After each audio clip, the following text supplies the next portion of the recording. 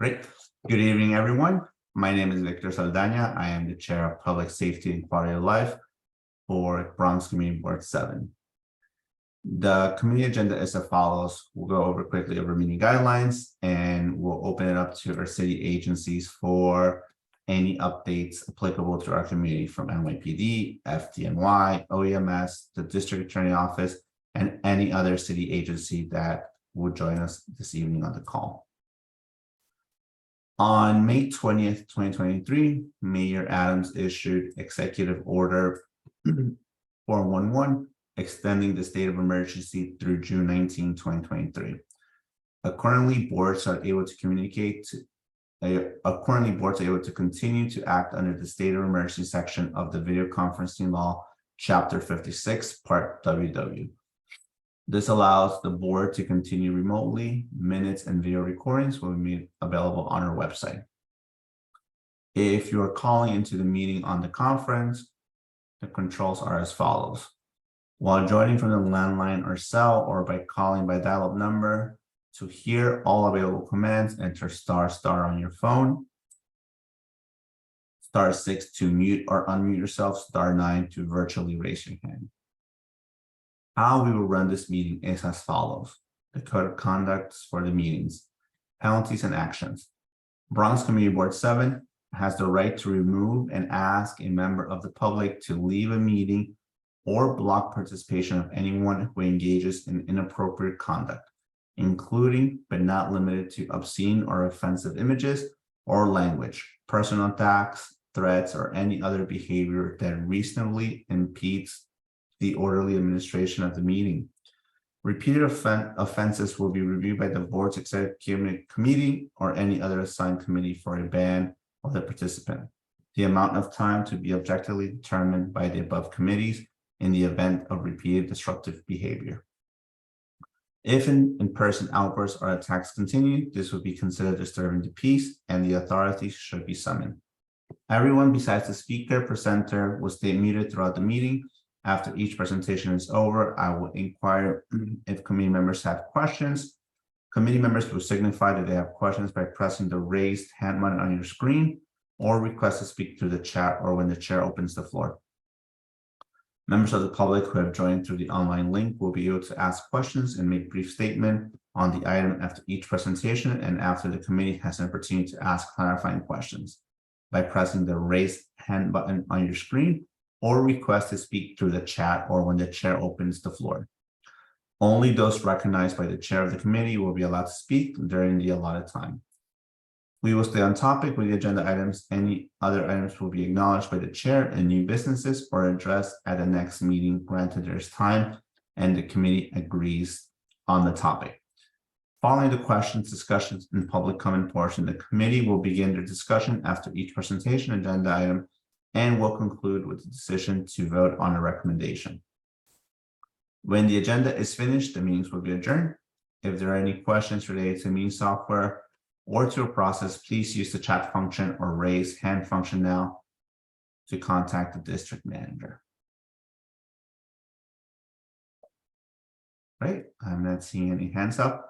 So Carla, I just want to open it up. Did you by any chance hear back from, or did you have a chance to ping NYPD to see if they will be joining us this evening? Yeah, so Officer Echeverria will be joining in a minute. I'm gonna send him the link right now. Okay. So they're actually doing the civilian graduation. Oh, great. Today, so that's pretty amazing. Great. So I guess I'll send. We'll be here for Officer Echeverria. I do want to just let the public know that this would be the last meeting we will have virtually, as the city will be having our community board meetings in person starting June 19, as I mentioned earlier. This is also the last meeting of the season until we meet again in September. Oh, there we see Officer Echeverria. Good evening, Officer Echeverria. Do you have a moment to give us an update, or do you want to get to your desk first? I think he's walking, so we'll give him some time. Also, I'll share my screen here quickly and I'll put the link on our screen. So starting for next year's agenda, we will be able to provide feedback for the fiscal year 2025 by submitting the survey online. I'll copy the following link and I'll put it in the chat. So members of the public, you should be able to now vote online for the 2025 capital and expend budgets request. Let me share my screen again. So this will be how the survey starts. In the past, we've done this. Sorry, that was shared. In the past, we have done this verbally with the community board filling out, but now it's open to the members of the public. So please go ahead and fill out. The community needs your input. So I put the link in the chat. I believe Carla will also send out an email to all of us have signed up with their emails to the community board. Right. With that being said, I do want to open up to members of the public, see if they have any questions while we wait for Officer Sharia to settle down.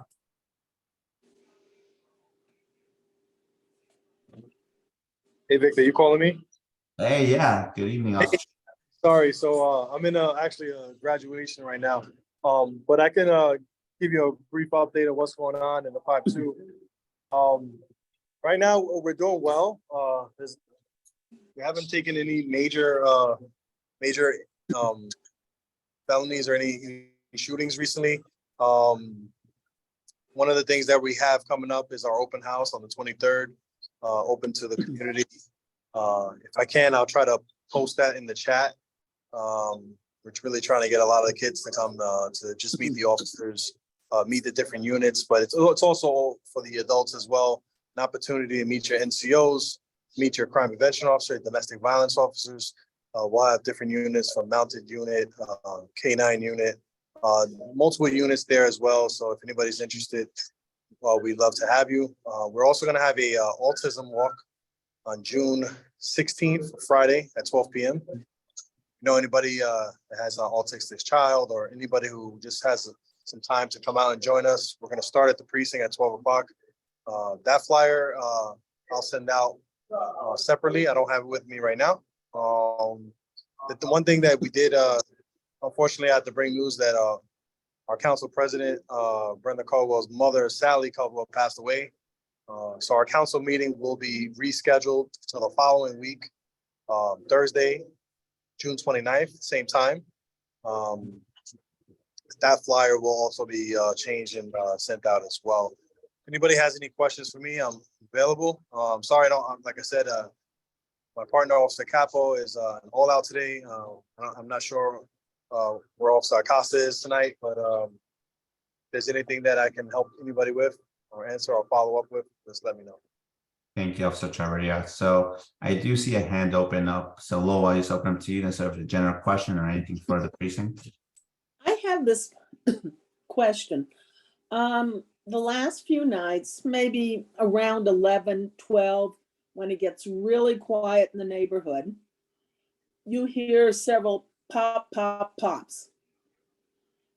And I presume they're gunfire, but I don't know. And I can't call 911 because I face the cemetery. And it could be 3 different precincts where this noise is coming from.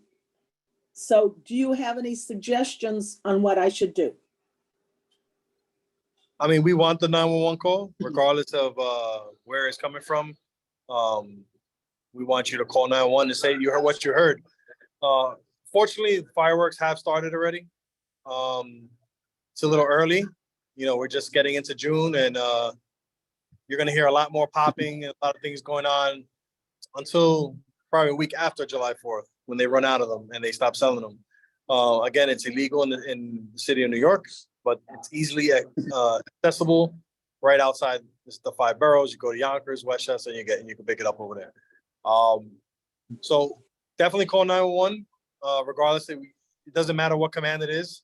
We also have a spot shotter program where we triangulate the shots, and we have someone who listens to these pops and determines if it's firearms or not. So just you making that 911 call could also assist us with locating where those shots are coming from. So don't ever feel like you can't call 911. Anytime you hear a pop, it's important that we investigate it. It most likely gonna be fireworks, but we want to know, Okay. because especially Okay, should I say Woodlawn Cemetery area? yeah, you could say I'm calling from 211th Street and Tryon. I just heard 3 pops. I'm not sure if it was near my building or near the cemetery area, and they'll definitely respond. Okay. And like I said, we'll investigate. You know, it's better for us to respond and God forbid it is someone who maybe needs medical attention. We see that, than if it's just ignored and no one calls. That's the part of the reason why we have the shot spotter activation system. A lot of people weren't calling when they were hearing gunshots. And since we've had that shot spotter activation system, we've increased not only our response time to shootings, but we've actually caught people in the act, because we were able to triangulate those locations, because a lot of times people weren't calling 911. So call 911. It's okay. Okay, thanks All very right. much. Thank you, Officer Sharia. Are there any questions? I do see another question from Chad Royer. If you want to go ahead, Chad. Hi, good evening, everyone. Officer Echeria, that was wonderful news that you shared. Please send that flyer to me so I can share it to some of my fellow parents who have children with autism. Yes, sir. Yes, I definitely will, Chad. Yeah, but I do have a question. When I'm asleep at night, I'm by the Cedric Avenue near the Deegan Expressway, and oftentimes I hear the cars, their engines, they're revving even long after they've passed. I wanted to find out, does PD have anything in place to curtail the noises that they're emitting from the cars? Yeah, so actually something that Senator Jackson just brought to our attention is that he's going to be installing, or he's trying to install some sound The noise cameras? noise cameras that will, pick up the drag racing, the revving, the loud noise of a vehicle as it moves.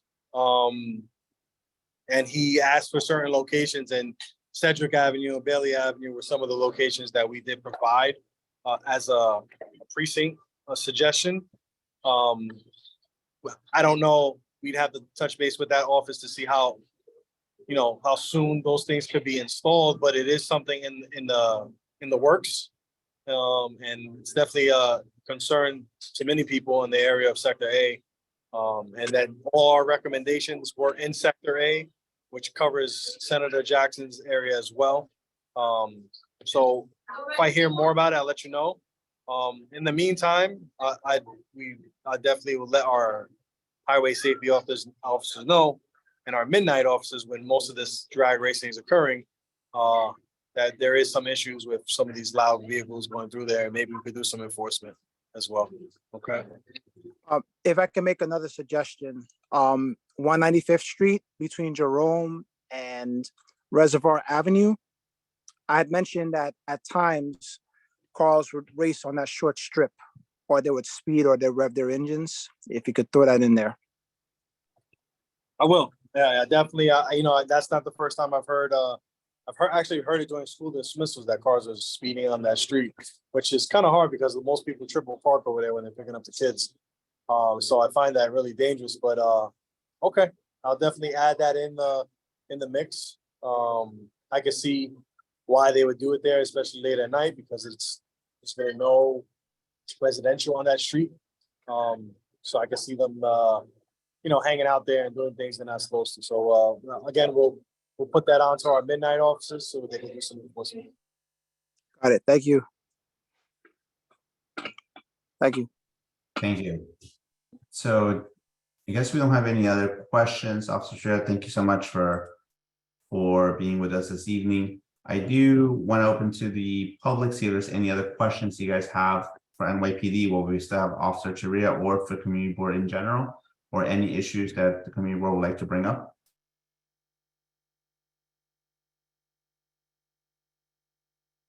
I, Samantha, see your hands up. Sorry. Good evening, everybody. How's everybody doing? I have a question. I was kind of settling down just now and I heard some of the stuff, but if I'm asking a repetitious question, sorry. In terms of speakers and the summer's coming hot, what's the plan on speakers? Is there something that you're heading, are you guys doing something that you're heading off people? On how that's gonna work? Do we do the usual 311 calls? Like anything in place is what I'm asking, I guess. Yep. So that's a common question that we're getting now. Definitely, it's always going to be a 311 call. We want to document every single time these things happen because we want to know the locations that they happen most often. Again, a lot of our strategies are based on these 311 calls. A lot of them are based on our 911 calls. So if you're not calling 911 or 311, we don't know about it. The problem doesn't exist. So please always call 311 or 911, depending on what the situation is. I do suggest that you call us as well after you call 311, a text message to myself. I can definitely pass that information to whoever's out there. One of the things that we're doing over the summer is we're basically, it's like a big caravan of police cars where we drive around in groups of 5s. We have tow trucks with us. We have different type of agencies, and we just go to problem areas and we do enforcement. You know, if cars are double parked, we tow them. If people are playing loud music, so we just did this on Harris Field. We get a lot of complaints for Harris Field. We just took in 2 cars full of speakers, confiscated them, issued summonses. So the enforcement is there. We just need you to help us where the problem is. Let us know where it is. And that message will be sent out to either your DOs for that area, or it's going to be sent out to the conditions who's handling those type of conditions for that night. Okay, but 311 and 911, you have to do it just because when we look back on it, we're not really looking at it at the moment, but we also have a 311 car that handles 311 jobs daily. But when we look back at our 311s, we develop a plan. We want to see where the problem is. So do both. Okay. Thank you. Chad, I do see your hand open. You have a follow-up question? Yeah, I forgot to mention this. This is more, I guess this is more of a safety issue. I noticed that on the sidewalk, this person was charging 2 electric bikes by plugging them into the lamp post, the light post that illuminates the lights outside. My question is, what is the imminent danger in doing that besides the battery, and how can that be recorded as a 311 complaint? I would say that's more of a 911 complaint, right? It's a theft of service. It's stealing electricity from the city of New York. All the officers have to do is observe it. So we just really need the information to let us know the location or where it's happening. It could be dangerous. We know that some of these motorized vehicles have caused fires, have exploded. Not only causing fires, but they explode and cause damage to anything around it. So that's a dangerous, to me, that's an emergency, right? He's using a light post, which he shouldn't be, and he's charging something that shouldn't be charged by a light post. So 911, let our officers respond, let our officers observe the act, which is theft of service. We don't need you to, we just need your phone call, because once we observe him doing that, we can arrest him. So it's really just a matter of you calling 911 for that. It's definitely, if there's a certain light post that they're doing it, let me know. We could also reach out to DLT and see why that light post is not locked or secured, which it should be, because most of the times they tamper with that as well. So if it's the same light post that someone's doing it, let me know. But yeah, 911, that's an arrest. Not a summons. Jerome Avenue between East 193rd and the post office. Okay. Okay. there's a car wash actually on that side. So I might run into them again. So I'll see if I can catch them. If you see it, just like you just call 911, say, hey, listen, they're charging these motorcycles with the batteries. It's very dangerous. Can you have the officers respond? And that's it. You know, just let them know. You can let me know, and if I'm working, I'll have someone shoot over there. Like I said, it's definitely an arrest. If it's not an arrest, it's going to be at least multiple summonses. And more than likely, that motorbike that they have is not supposed to be on the street, and more than likely, we'll be taking that motorbike from them as well. So, just letting us know where it is, we'll definitely go. Got it. Thanks. Thank Thank you. Great, so I don't think I see any more hands up. Again, I just want to remind the public, the warmer months are coming, so any quality of life issues such as noise complaints, you see open fires, barbecue, make sure to submit your 311 tickets. Any things that are dangerous, 911 call, NYPD will take care of it, but please submit your 311 tickets so we have data for our community. If you can, submit it with pictures, put as much details as you can with specific street locations or specific locations of where the event might be happening. So again, and if you have 311 calls, you keep pushing them and they keep getting close, please forward them to Community Board 7 and we'll be happy to escalate and investigate further.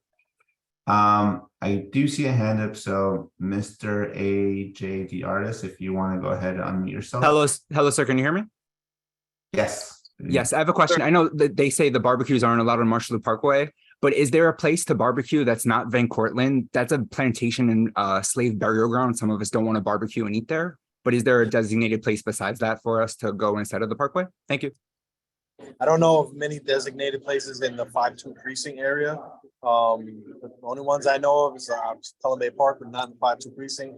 But yeah, I mean, listen, barbecues could be dangerous. Unfortunately, you know, people don't have a lot of space, but we need to make sure that it's done safely. And, you know, Van Cortlandt Park has some designated areas, but not a lot.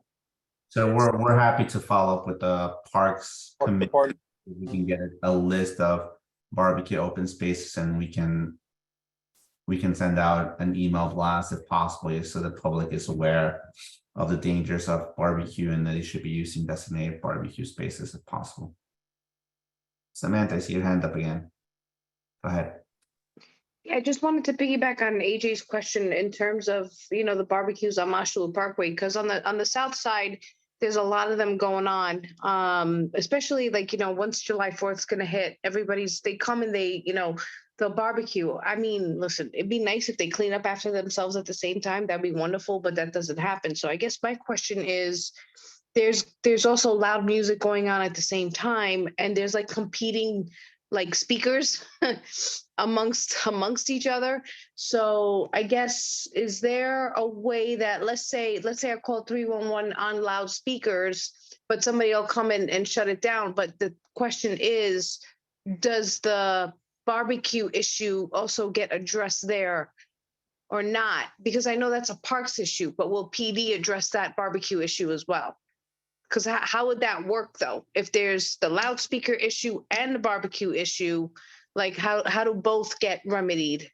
Or if they do? Yeah, I mean, it's going to be a PD response. You know, if you're dependent on parks to do any kind of enforcement, there's really they're on the staff. They have the same story every year.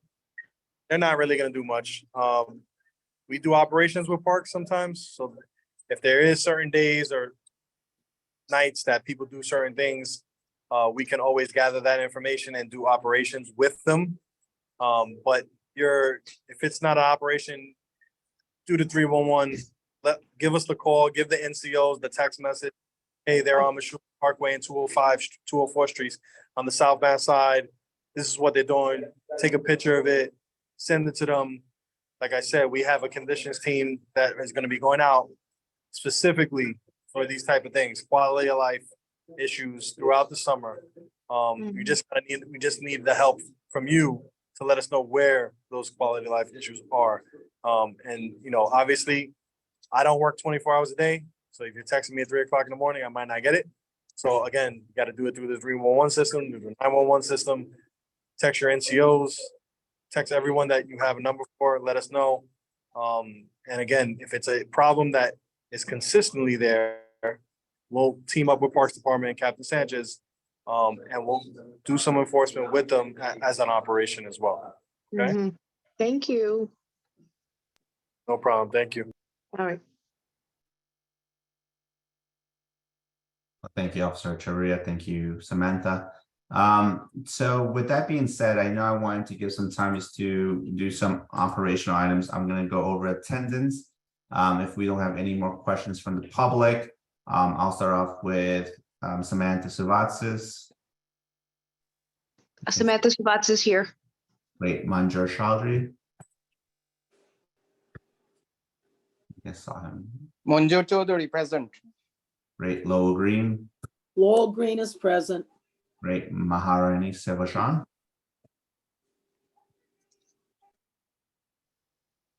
Yep, she's present. We do have a quorum. So again, thank you NYPD for second person. Thank you NYPD for all you do. We know the hard work, and be safe out there, especially with all the crazy things out there and with the smoke as well. Hopefully it clears up.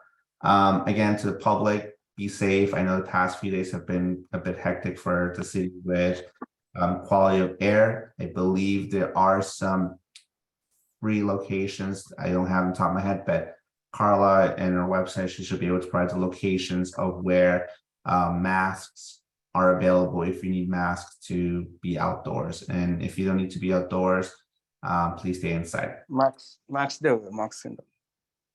Great. And there's no other questions. That can I get a second to conclude this evening's meeting? Victor, you give the Victor. Manjur Chaudhary present. Yes, you are present. Thank you. Thank you. Wait, Victor, before everyone goes, can you go and approve the last month's minutes?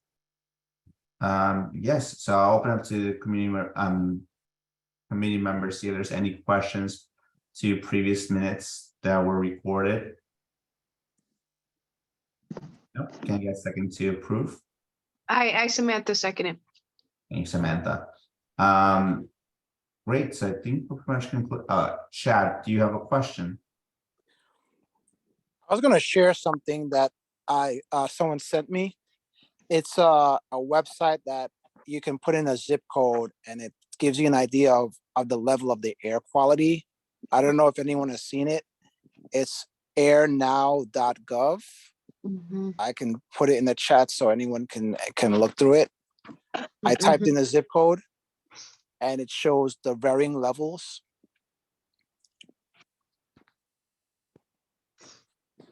Speaking of air quality, I got a real quick question. So in terms of, and I'm kind of going back into I'm going into schools right now and stuff like that, and being in the schools, there's kids that are somehow bring vapes into the schools and stuff like that. Is there something that Community Affairs is doing with the schools? Are they going to are they visiting schools and talking about the dangers of vaping and weed and all that stuff? Because I see it in the middle school level, and it's really it's just concerning. Yeah, so I think we, Samantha, there probably is some sort of information out there. Yeah. We can reach out to the health committee and education committee, see if they have anything that they want to present to the students. So I'm happy. We can send an email to Carla and to the chairs of those two committees, see if there's anything that can be presented to students if we're seeing more and more kids using vape or. Yeah. I mean, yeah, AJ kind of put the DARE program up there, which is kind of true. I mean, I don't know if there's something similar to that program that, that NYPD is doing or something like that. I just think it's an issue. I think it's an issue along with gangs in schools. We do. We do visit schools twice a week. We have a weekly principals meeting. So whenever we do have these meetings, very often, a lot of the schools do ask us to pass by. I know we've been in Chad School a couple times. We've been in 340, which is right next to Chad School, a couple times. Along with that is school safety, community service, youth services. We also provide information like that as well. So we're out there, we're doing it. Just comes down to the schools asking us to come, because we have 50 schools. We have 6 YCOs. So there's a lot more schools than officers. But the schools that do ask, we do show up. So if you know of a school that needs someone to talk to them, just let us know. Speak to your principal, have them come to our meetings, and we'll make sure we visit. Thank you, Officer, for that. Very informative. So yes, the public, if you want any information about drug safety and would like NYPD to come to your school, please ask your principal to request it.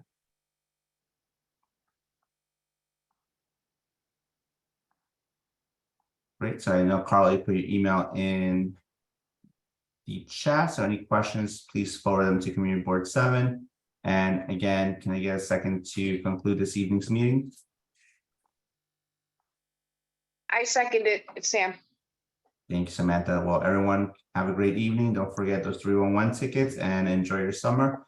And any questions, please send the Community Board 7, and we'll see each other again in September, if not at the general board meeting in the next coming weeks. Thank you, everyone. Thank you. Bye-bye. Night, All right, thank you, everybody. everyone. Good night. Okay, Thank you. bye-bye. Thank you. Guys. Bye. Okay, bye-bye.